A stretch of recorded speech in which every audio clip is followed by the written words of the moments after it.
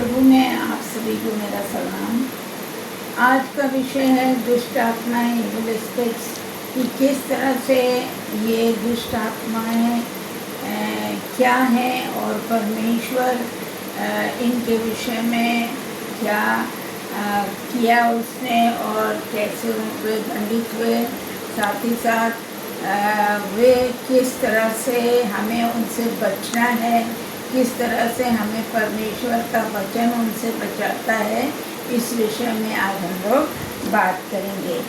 यदि हम लोग भजन संहिता निकालें, भजन संहिता उसका 58 अध्याय और उसका 4था और 5वां पद तो देखिए, वहाँ इस प्रकार लिखा है, उनमें सर्प का सा विषय, किसमें? जो कि झूठ बोलते हैं, जो कि दूसरे को पीड़ा पहुंचाते हैं और जो कि कुकर्म करते हैं, ऐसे लोगों में किसका सा विष बता रहे हैं? उसमें सर्प का जैसा विषय।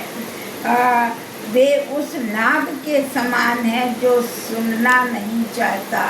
परमेश्वर का वचन हमें बार बार विभिन्न तरीकों से सचेत करता है, बताता है, लेकिन हम क्या हैं, उन वचनों को सुनना ही नहीं चाहते।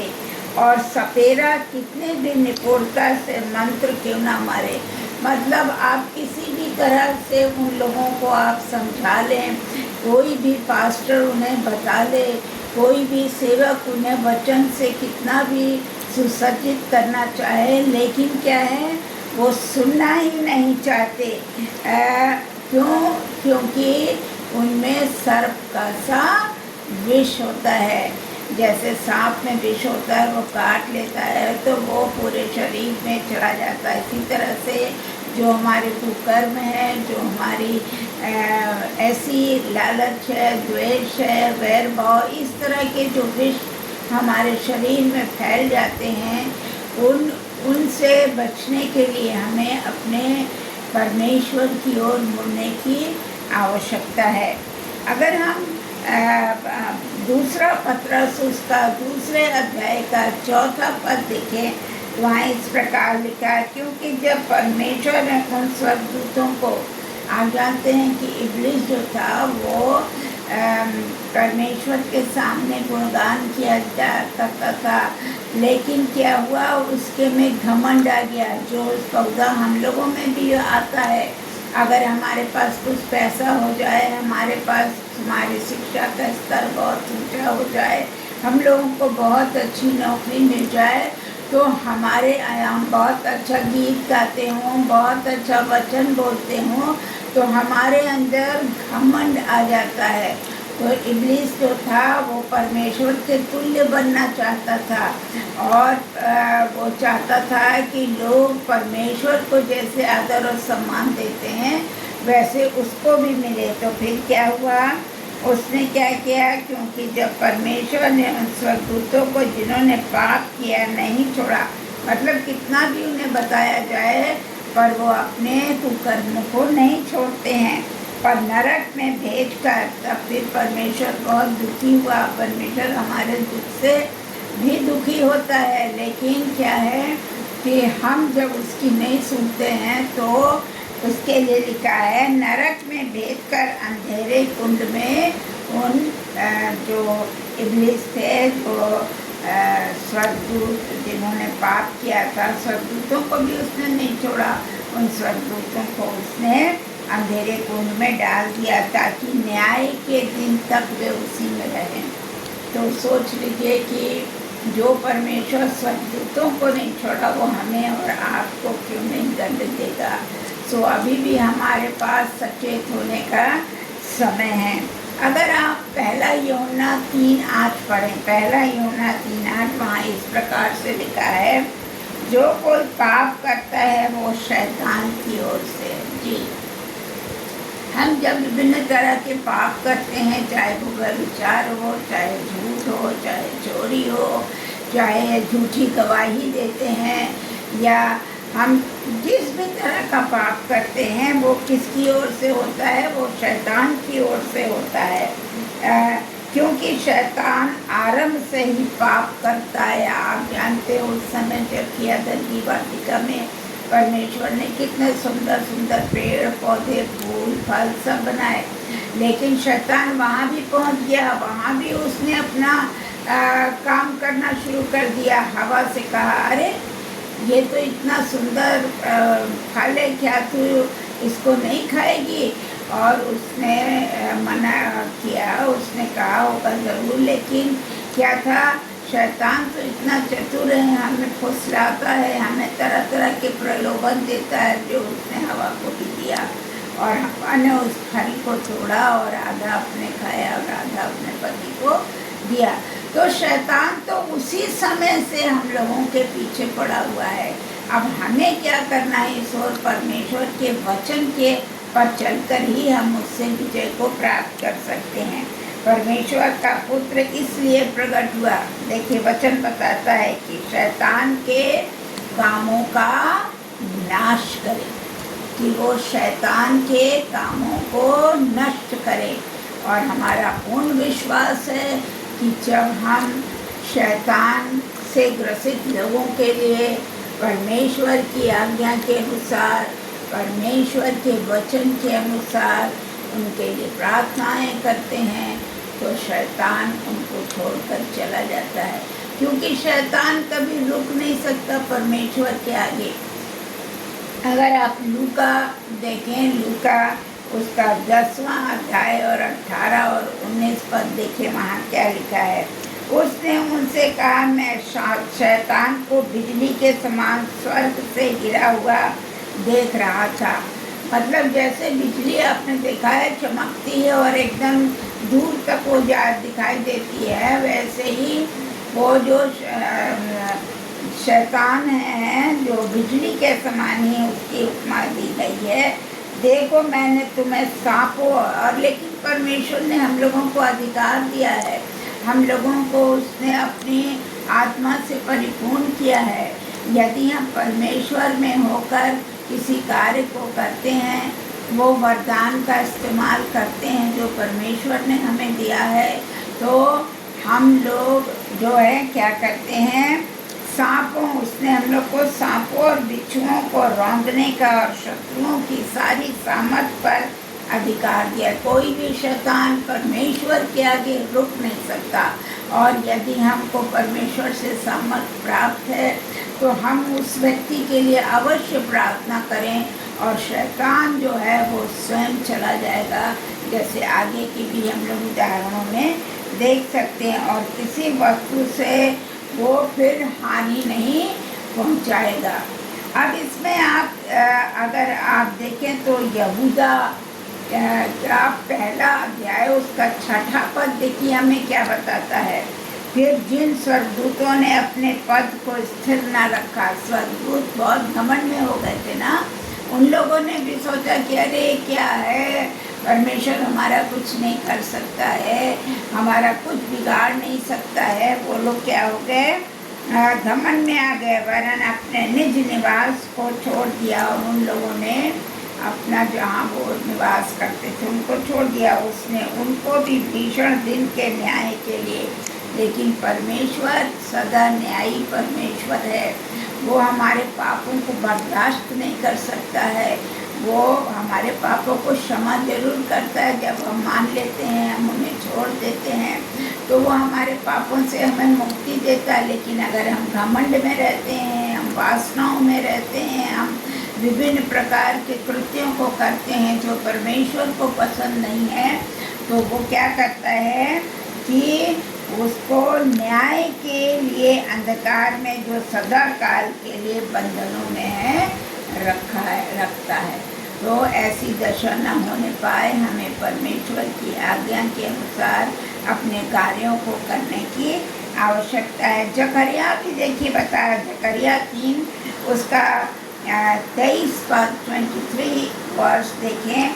तब यहोवा ने शैतान से कहा, हे शैतान, यहोवा तुझको भुड़के, और यहोवा जो यरूशलेम को अपना लेता है वही तुझे भुड़के। क्या ये आज्ञा से नहीं निकली कि तू लुप्ती से नहीं, मतलब तुमको परमेश्वर की आज्ञा का अनुसरण हमें और आपको करना है। तभी हम बच सकते हैं, वरना हमारे लिए तो आग की भट्टी तैयार है ही है। पहला थिस्सलुनीकियों उसका दूसरा का 18 पद भी हमें यही बताता है। इसलिए हमने, अर्थात पौलुस कह रहा है, पौलुस ने एक बार नहीं परंतु 2 बार तुम्हारे पास आना चाहा। पौलुस बहुत प्रयास करता रहा कि परमेश्वर के पास चले, लेकिन क्या था, परंतु शैतान हमें रोके रहा। सोच लीजिए, एक परमेश्वर के सेवक को जो है वो शैतान किस तरह से रोकता है कि वो परमेश्वर के पास ना जा सके। तो हम आपकी इस खेत की मूली हैं। हम हमारे बहुत सारे प्रचारक बहुत बड़े पदों पर बहुत अच्छा वक्ता के रूप में बहुत कुछ करते हैं, लेकिन हमें विश्वास की बात है कि हम परमेश्वर के उस वचन पर विश्वास करें और उसका अनुसरण करें। दूसरा कुरिन्थियों 11:14 में भी इसी प्रकार लिखा है, ये कुछ अचंभे की बात नहीं, क्योंकि शैतान आपके ज्योतिर्मय स्वर्गदूत का रूप, वो विभिन्न रूपों में आता है। शैतान जो है ना, एक रूप में नहीं आता, वो विभिन्न रूपों में आता है और वो हमें क्या करता है, लुभाता है। और बहुत से ऐसे लोग हैं जो तरह तरह से लोगों को प्रताड़ित करते हैं, गंदी गंदी मूर्ति पूजा करके, गंदी गंदी झाड़ फूँक करके लोगों को शैतानी हरकतों से ग्रसित करने का। लेकिन परमेश्वर ने ऐसे लोगों के लिए जो है वो आग की भट्टी रखी है, क्योंकि हमको परमेश्वर ने अधिकार नहीं दिया है कि हम किसी की जीवन को नष्ट करें। आप अय्यूब के बारे में जानते हैं, अय्यूब जो किस तरह से था। अगर हम अय्यूब का पहला अध्याय 6 से 12 तक पढ़ें, आप इसको अपना बाद में पढ़ सकते हैं कि अय्यूब के पास शैतान, वहाँ जब परमेश्वर अय्यूब के पास गया तो वहाँ शैतान भी पहुँचा। उसने कहा कि, बताया कि परमेश्वर ने कि मेरा सच्चा दास है। तो वो कहता, अरे ये इसलिए तेरी आराधना और उपासना करता है कि तूने उसे बहुत सी चीज़ों से मालामाल कर रखा है, भरपूर कर रखा है, और यदि तू इन सबको इससे ले ले तो ये तुझ पर विश्वास करना, तुझसे प्रेम करना छोड़ देगा। तो परमेश्वर ने कहा ऐसा नहीं है, तू इसकी परीक्षा लेकर दे। और परमेश्वर ने उसको आज्ञा दे दी, लेकिन उसके साथ एक शर्त रखी कि तू उसके प्राण को हानि नहीं पहुंचा सकता, तुझे नहीं पहुंचाना। और उसमें फिर अय्यूब के शरीर में बहुत बड़े बड़े फफोले निकले, उसके सारे संपत्ति धन सब खत्म हो गया। इवन उसकी पत्नी जो थी वो कहने लगी कि अरे तू परमेश्वर को मानता है और तू उसे मानना छोड़ दे, देखो कितने तुझे कर दे रहा। तो उसने कहा कि जब वो अच्छी चीज़ें दे रहा था तब तो तूने कुछ नहीं कहा, अब अगर ये कष्ट है तो तू कह रही है कि मैं परमेश्वर को छोड़ दूँ, ऐसा तो कभी नहीं हो सकता। तो परमेश्वर हमारा बड़ा दयालु परमेश्वर है, हम पर दया करता है। फिर बाद में आगे हम देखेंगे याकूब 4:7 में भी इस प्रकार लिखा है, इसलिए परमेश्वर के अधीन हो जाओ। हमें परमेश्वर के छत्र छाया में आना अनिवार्य है और शैतान का सामना करो। हमें शैतान का सामना करना है, और तुम्हारे सामने से मतलब वो जब हम पर शैतान का सामना करेंगे तो वो यहाँ से भाग जाएगा। इसी तरह से हम देखते हैं कि ये जो प्रकाशित वाक्य है वहाँ भी लिखा है, शैतान बड़े क्रोध के साथ तुम्हारे पास उतर आया है। अभी देखिए कितना लड़ाई झगड़ा, मारपीट, लोगों की हत्या और व्यभिचार, लोगों को ज़बरदस्ती किडनैपिंग, ये बहुत सारे पाप हो रहे हैं। तो ये कौन करा रहा है? ये शैतान करा रहा। हमारे आप में शैतान घुस गया है, हमारे आप को शैतान ने अपने वश में कर लिया है, और तब हम इन कार्यों को कर रहे हैं। क्योंकि शैतान भी बड़ा खलबलाया हुआ है, उसने कहा अब दुनिया का अंत बहुत पास है और मैं भी नाश हो जाऊंगा। इसलिए क्या, उसका थोड़ा ही समय बचा है, और इसलिए वो इस समय बहुत ज़ोरों में पूरे इस संसार में कार्य कर रहा है। सो मेरे प्यारों, यही है कि हमें परमेश्वर की आज्ञाओं को मानना है। परमेश्वर ने भी देखिए किस तरह से एक व्यक्ति था जो कि कब्रों में रहता था, जिसमें बहुत सारी दुष्ट आत्माएँ थीं, और वो उधर से परमेश्वर जब जा रहा था तो चिल्लाया, तो तेरा यहाँ क्या काम, तो मुझे सताने के लिए यहाँ क्यों आया। और परमेश्वर तो जान गया, क्योंकि वो जानता था, परमेश्वर उसको पवित्र आत्मा से वो परिपूर्ण रहता था। तो उसने कहा कि तू इसमें से निकल जा, तो कहता नहीं, मुझे नहीं निकलना है। और परमेश्वर ने कहा नहीं, जाना तो तुझे होगा। और उसने कहा तो मैं कहाँ जाऊँ। तो वहीं पर नदी बहती थी, उसके किनारे पे बहुत सारे भेड़ें सुअर चल रहे थे। और क्या हुआ कि वो परमेश्वर ने उनको निकाला। वो सारे के सारे जो हैं वो निकली, और वो जाकर क्या हुआ, वहाँ करीब 2000 सुअरों का झुंड था, और वो सारी दुष्ट आत्माएँ निकलकर उस सुअर में बैठ गए, और सुअर पूरे जो है मुंडेर पर से उसमें गिरकर नाश हो गए खाई में। तो परमेश्वर के सामने हमें अपने आप को दीन और नम्र करना है, उसकी आज्ञाओं को मानना है, उसके वचन को पढ़ना है। और शैतान की ये हिम्मत नहीं है कि आपके सामने रुक सके। शैतान, परमेश्वर के नाम से आप प्रार्थना करिए, शैतान अमुक व्यक्ति को अमुक स्थान से चला जाएगा, क्योंकि परमेश्वर हमारा सच्चा परमेश्वर और जीवित परमेश्वर है। उसके आगे शैतान रुक नहीं सकता। मेरे प्यारों, हमारी और आपकी जिम्मेदारी है हम ऐसे कार्यों को ना करें जिसमें शैतान हमारे अंदर विभिन्न तरीक़ों से अंदर घुस जाए। हमारा काम है प्रभु के वचन को बोलना, पढ़ना, लोगों को बताना और ऐसे लोगों के लिए प्रार्थना करना। सो प्रभु का धन्यवाद हो इस वचन के लिए, जो निरंतर हम लोगों को अपने विभिन्न वचनों से बताता रहता है, ताकि हम उस पाप से बचे रहें। धन्यवाद। Good night.